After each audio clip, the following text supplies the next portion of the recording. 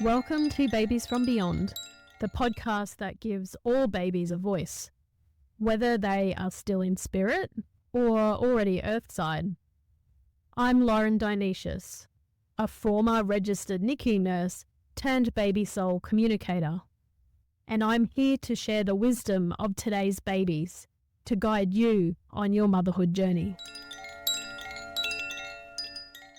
So today we're going to be talking about pregnancy loss, specifically miscarriage.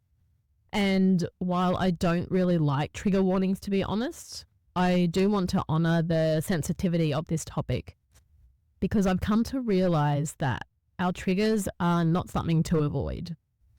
They're actually these really precious signposts that allow us to self-reflect, and from there we can heal and grow through what it is that is triggering us.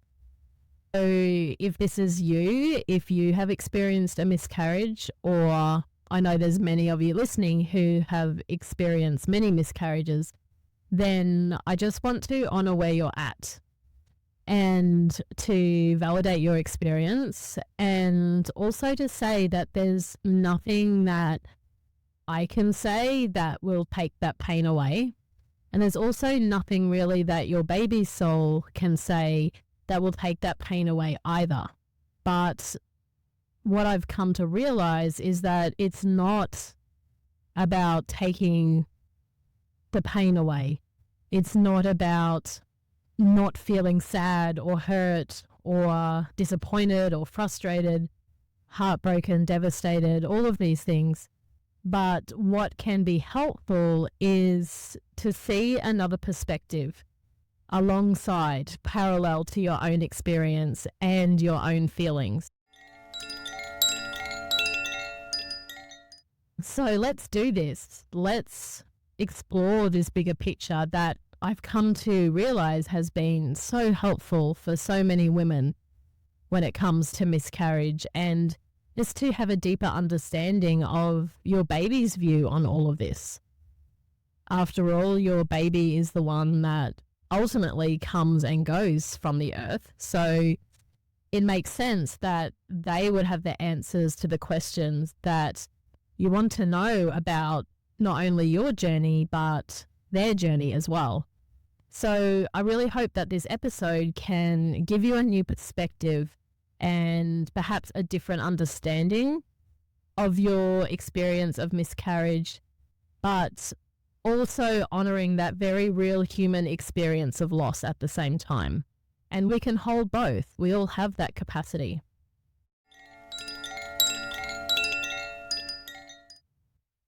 So let's talk about miscarriage. I really believe that we do need to stop sweeping it under the carpet, or pretending that it was just a little blip, or dismissing it as just a part of life. Because what I've come to realize doing this work is that miscarriage is actually a really powerful and deep experience for your soul and your baby's soul to journey through. And while it can be hard to see this from our human's perspective, it can help to zoom out a little and dive into the soul's journey a little more. Because miscarriage is happening every day. I think last time I checked, there was something like 285 miscarriages every day just in Australia. So let's think about that. That's 285 women every day who are experiencing the physical, emotional and energetic effects of a miscarriage, just like you are or you have in the past. So while we can look at different theories and we can look at the research and we can explore different medical explanations on the physiological level around a miscarriage, let's go deeper than that. Let's go beyond that. And let's ask your baby, what's their take on it? Like, how do they feel about it? What do they have to say? Because in my experience, they have a lot more to say about a miscarriage than what we may think they do. And before I dive into this, I do want to add just a little disclaimer here, because there are many reasons why a baby's soul may leave the earth. And to understand that clearly and accurately, we do need to ask your baby's soul in particular and hear it straight from them. But for general purposes and for this episode, there are some common themes. And what I find is that most babies choose to leave through miscarriage. It's their decision. It has very little, if anything at all, to do with what you did or didn't do from your side.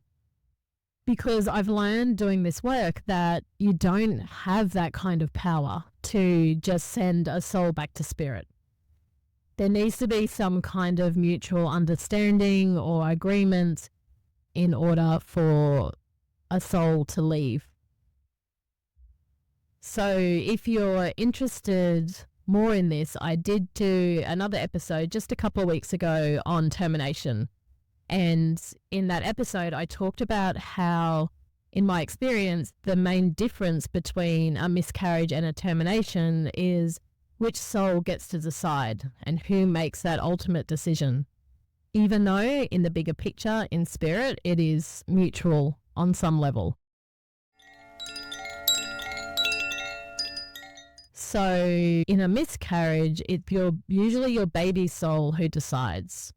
And when it comes to termination, it's normally your soul who decides. If you want to explore this a little further, then check out episode 8 around termination. If it is babies who are most often choosing to leave the earth, then why would they do that? Like, what is their reasoning? What situations or circumstances need to be present for them to make that decision? Here are the 3 main reasons that I've come to understand that a miscarriage can happen when we're looking on the soul level. So the first one is, and most of us will already be aware of this, is that the growing body cannot give your baby's soul the life that they had planned. Again, in my experience, because that's all I can talk to, the soul connects to the embryo at conception, and it continues to journey with that embryo and be attached to that embryo, which of course then becomes a fetus and a baby and a child and an adult and all of those things. But if that body, if that embryo and that fetus is not quite growing right, or something unexpected happens with that shift, or something unexpected happens with that growth, then your baby's soul may decide to leave because it no longer aligns with their journey or with their purpose for this life. And it's important to remember that even from spirit, not everything is predictable. Your baby's soul does not always know exactly what's going to happen at conception and how that particular body is going to grow. It's a lot more difficult to predict, and there's a lot more uncertainty than what we may think. Sometimes this is physical, for example, their anatomy or their growth in some way. Other times it's more on the cellular level, such as genetics or chromosomal abnormalities. Sometimes, though, this is nothing new, right? This is probably what we consider the more understood or accepted reasons around miscarriage. But when it comes to the body of the growing baby, it can also be the biological sex, because even that is always not predictable or guaranteed, even from spirit.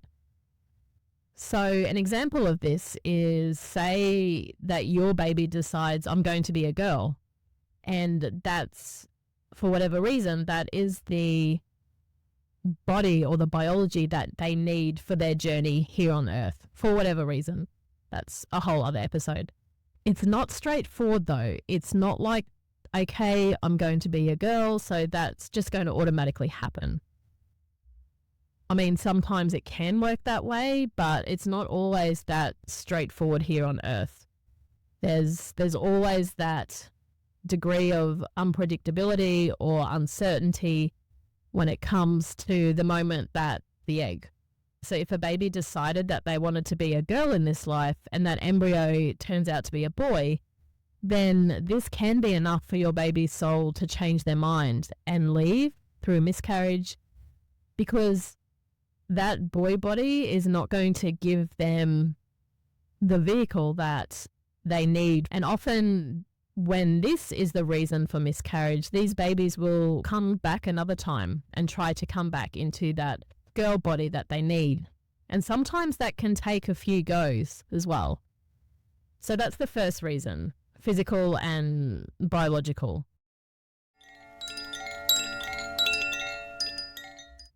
The second reason is what their purpose is on the earth in this particular conception. I think we have this belief in our society that every baby who is conceived is supposed to be born at term and live until they're 100 years old here on earth. But that's just one timeline. That's just one journey and one purpose for a soul. And I know in my life, I look around, there's very few souls, friends, family members, people I know who actually have that plan play out for them, because there's so many reasons for a soul to come to earth. One of those reasons is to not stay here on the earth. Sometimes a long life is not part of their plan. It's not why they're coming. It's like, well, why would they conceive if they never plan to stay on the earth? Now, this is a can of worms that I'm about to open, but I do want to keep this really simple and clear as much as I can. So the way I'm going to do this is to use an example completely different to a soul coming to earth, but I'm hoping you'll be able to understand the analogy. So imagine you have this thought or this idea that you want to move to Italy. Perhaps you've been before, maybe you haven't, or perhaps it was 20 years ago when you were a kid. And even though you love the idea of going to Italy, you're not sure that you want to uproot your whole life in your home country and take on such a big commitment and move over there right off the bat. So instead, you may try before you buy. Perhaps you go on a holiday there first. Maybe you go for 2 weeks or 4 weeks or maybe a couple of months just to really get a feel for the place first. And then you go back to your home country and sit with it and then make a decision about, yes, I'm going to go back there and I'm going to live in Italy, or no, actually, I'm glad I just took a holiday and I'm not ready to move over there just yet. So this is the same thing in my experience that happens with babies. Perhaps they haven't been to Earth before. Maybe it's been a while since they were here. Maybe they've been going to other places out there in the cosmos, who knows? And they're just not sure about coming to the Earth at this time. So like you and your plans to go to Italy, if they committed to, okay, I'm going to go to Earth right now and I'm going to live there until I'm 100.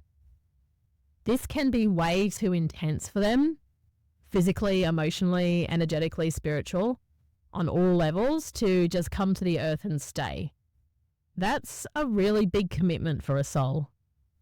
And it also has the potential to be very energetically jarring and challenging for that soul to adjust and to transition from the energy of spirit to that very dense energy, by contrast, that we need to adjust to here on Earth. So in these situations, a soul may decide to try before they buy, where they just come for a short amount of time, just for a few weeks. And just like going to Italy for a holiday, coming to Earth for a brief period of time gives them a really powerful opportunity to understand what it feels like to be connected to a body. because our souls are used to free floating through the cosmos. They're not used to being tethered or connected to a 3D human form. So coming for a shorter amount of time gives your baby the opportunity to ask themselves, is this what I want? Is this the next step in my journey? Is this something that I can do? And it also allows them to get used to the energy of the earth bit by bit, week by week, even if it's just for 2 or 3 months. It's like you going to Italy. Maybe you do one holiday and then 6 months later you go back again, and the following year you go again. And then you get to a point like, oh, okay, this feels good to me now, because you've been able to acclimate or adjust to that energy. And for many souls, and I believe many of us here on the earth at this time, we didn't just come here the first time round. I feel for many of us that have decided to come to earth, we ourselves actually came to the earth step by step. And I'm sure all of us at some point have been somebody else's miscarriage, because we too also needed that time to adjust to the earth and adjust to the energy. So in saying this, I don't want you to think that you're at the mercy or at the receiving end of another soul's trial runs to the earth, their holidays, their try before they buy. Because I do believe and have had these experiences with babies and women's souls when I tune into those, that on the soul level, you do agree to this on some level. Usually your human self will completely forget that, and that's okay. And then this leads me then to the third reason for a miscarriage on the soul level.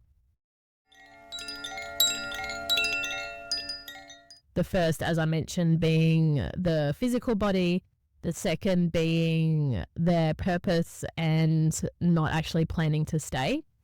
The third reason is around karma, which is a little more complex and complicated and a little harder to explain. So if you've heard me talk about karma before, you'll know that I don't believe that karma is good, bad, right, wrong, some sort of reward versus punishment. It's more about balance, and it's about having different experiences to help bring that energy back into balance. And this can mean viewing a situation from different perspectives in different roles. Let me share an example of karma when it comes to miscarriage. Say that you, as you are now, are a soul in spirit. You are between lives at the moment, and you are contemplating coming to the earth to have a life here, but you're not really sure. But an opportunity came up, and so you took the leap and you were conceived to your parents here on earth. And then once that happened, you had the feeling on the soul level that it wasn't the right time for you, or that the energy of the earth was too intense for you. So you decided to return to spirit. So even though this journey for you was brief, it actually really helped your soul to make a decision and to make a plan for your future. But you needed that experience in order to be able to get to that point. Say you return to spirit and realize that actually I do want to go to the earth and stay, but I need to do this slowly. And so you waited for a few months and then you decided to go back to earth again. And when you returned, this time it felt right. And you felt that your body would give you the vehicle that you needed for your life here. Fast forward through pregnancy to your mother, your birth, your childhood, and now you're an adult and perhaps you realize that you want to start your own family. But then you yourself have a miscarriage, and it is devastating. It breaks your heart. It was unexpected. You never thought it would happen. And so your human self has a very real and tangible response to that experience. There's a sadness that this soul didn't stay, and perhaps you worry about what went wrong, or maybe it will happen again. But on the soul level, this is where sometimes we need to zoom out and separate our human experience, which is very real, and our soul's wisdom or guidance or perspective around the situation.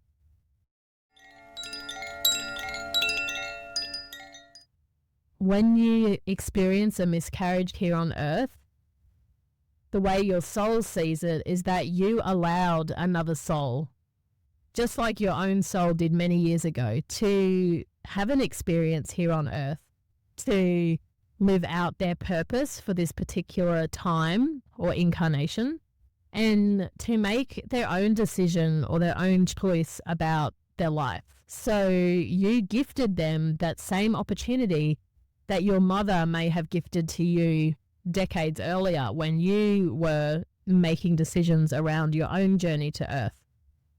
So the way your baby sees this is, if it wasn't for you, they wouldn't have known what they needed, and they wouldn't know if they were ready to have a journey back to the earth. So to recap this, you were able to pay it forward. But because of your own miscarriage to another mother, perhaps your mother in this life, or it could have been in a previous life as well, you got to have a choice. You had opportunities. It helped you to learn, it helped you to grow, and it helped you to make decisions about your own future.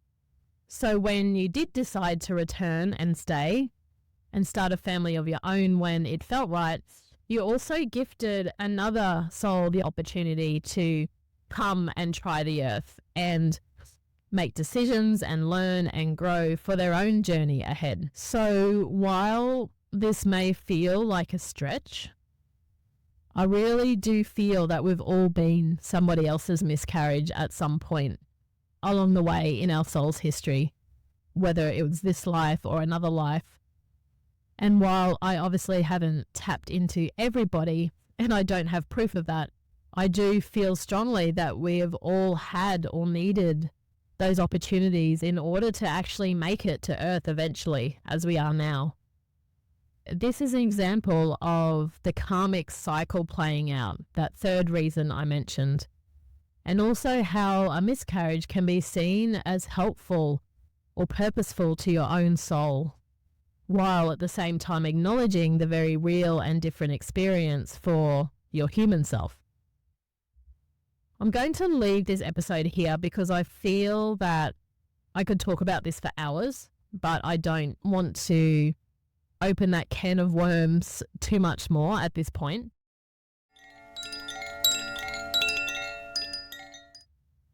Before I go, I just wanted to check in with you and see what come up for you around this episode. Like, how are you feeling about this?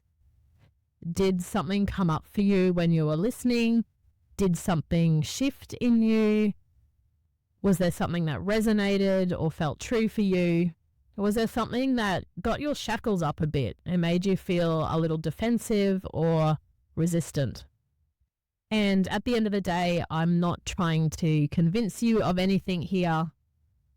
We all have that right to believe what we want to believe, but I really want to talk about these difficult topics in what some might say as a provocative way to really help you stretch the edges of your heart and your mind, because that's where the change happens, that's where the growth happens, that's where the shift happens, and where we can see a different experience of our circumstances.